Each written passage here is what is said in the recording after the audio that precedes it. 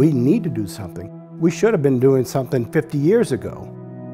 Now they're saying, well, they have to do it and they're going to have to hurt people. Well, be upfront about it if you're going to hurt somebody.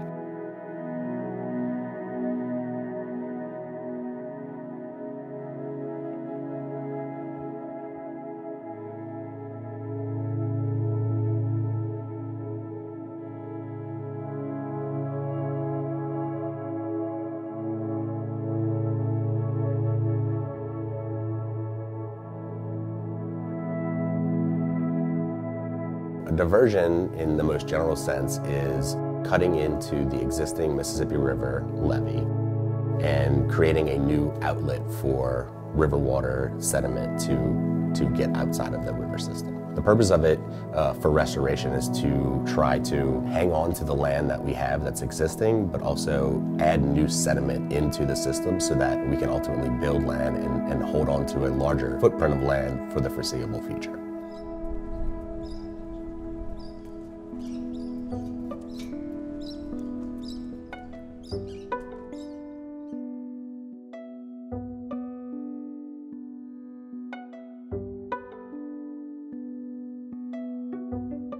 Saltwater species can't live in fresh water.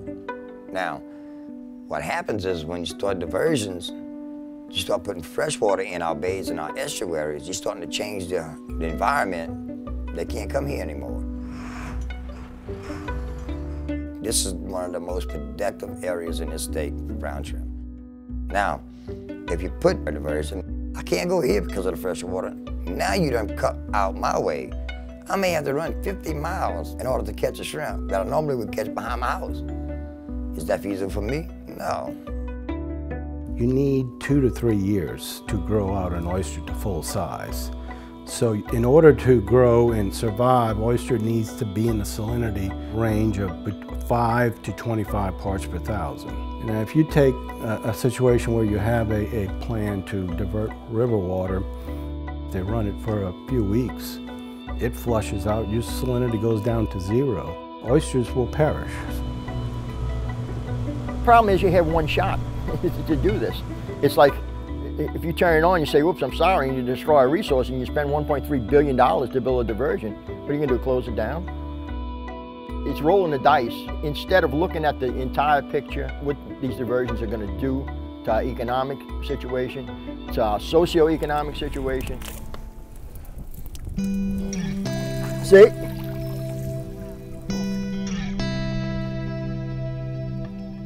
There's scientific studies and some data that basically says that Louisiana is experiencing some of the highest rates of sea level rising.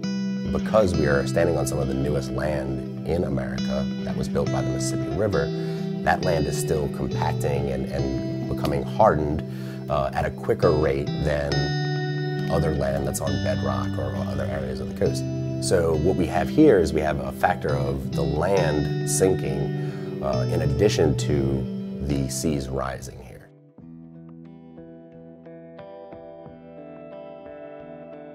There will, without question, be some impacts, absolutely. Things will change. But it's really important to note that things are changing right now.